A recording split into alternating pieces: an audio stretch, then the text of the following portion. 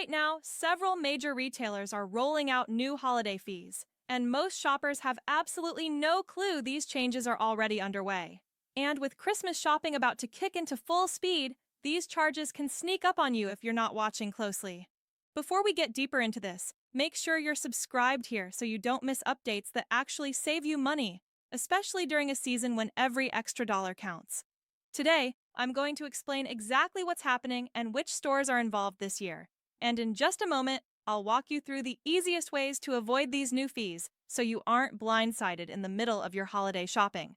So let's break this down before the surprise charges start stacking up. Stores across the country have been quietly adjusting their policies ahead of the holidays. They're not announcing these changes on their homepages or emailing big alerts. Instead, they're slipping the updates into the longest sections of their return or customer service policies, the ones most people never read. But shoppers have started noticing the small signals: shorter return windows, unexpected charges, or different prompts when they try to begin a return online. And since the holidays are the one time of year when people buy far more than usual, even tiny shifts in store rules end up having a bigger impact. This is the season when people buy multiple sizes, test gifts at home, exchange items, or realize something doesn't work only after all the wrapping paper has been tossed. So even the smallest tweak in a return policy can turn into a noticeable holiday expense. Now that stores are tightening things up, it's important to understand what these new fees actually are. These charges mostly show up when you try to send something back by mail. A few years ago, these fees weren't common at all, but online returns have exploded. Nearly 1 out of every 5 items bought online gets returned, and some experts say it's closer to 1 in 3. So, during the holidays, when people order more sizes, more gifts, more colors, the odds of running into these fees go way up. And this is exactly how people get caught off guard.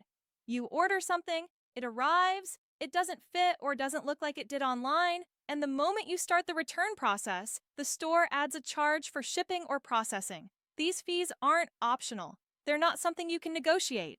And during the busiest shopping season of the year, they add up fast.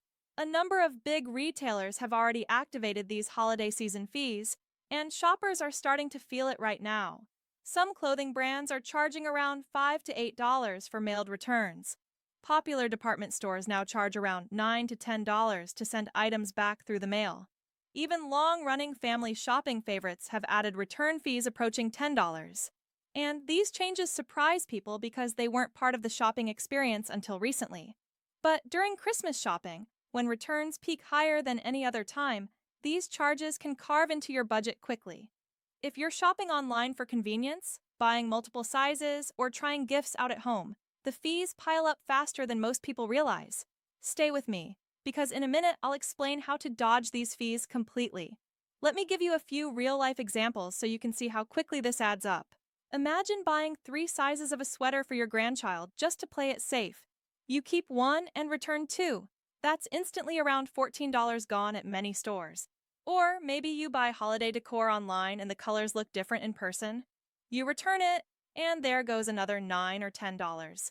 Even ordering a winter coat can cause problems if it arrives late or doesn't fit. Sending it back by mail could cost you nearly $10 right off the top. None of these fees sound huge on their own, but during the holidays, when people return far more than usual, they stack one after another. And for anyone on a tight budget, especially seniors watching every dollar, these fees matter more than ever. But not every store is shifting in the same direction. While many retailers have tightened things up, a couple of major companies are still offering ways to return items for free, if you know how to do it correctly. Amazon continues to offer box-free, label-free returns at certain drop-off locations like Whole Foods, Kohl's, and select UPS spots. If you choose the right option during checkout, you can avoid fees altogether. Walmart also continues offering free in-store returns for most items, and they encourage shoppers to bring online purchases directly to their stores instead of mailing them, which avoids return fees completely. These companies aren't immune to rising return costs, but their massive networks help keep fees away from customers, for now. So, if you're shopping at Amazon or Walmart, taking items back in person is the best way to protect your holiday budget. Another major shift happening this season is shorter return windows. A few years ago, Many retailers offered 60 or even 90 days. Now, more stores have quietly reduced that to around 30 days. Some even start counting the return window from the shipping date, not the day the package arrives. And a few stores require all holiday returns to be completed by early January, no matter when the purchase was made. That means if you buy early, or if shipping is delayed, you could run out of time before you even get a chance to return something.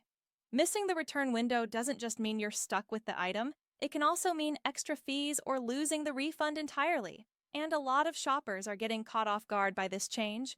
Now, let's talk about why this is happening, because this part surprises most people. Returns are extremely expensive for retailers.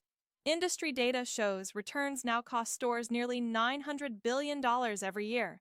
That includes shipping, sorting, restocking, repackaging, and handling items that may not be in resellable condition.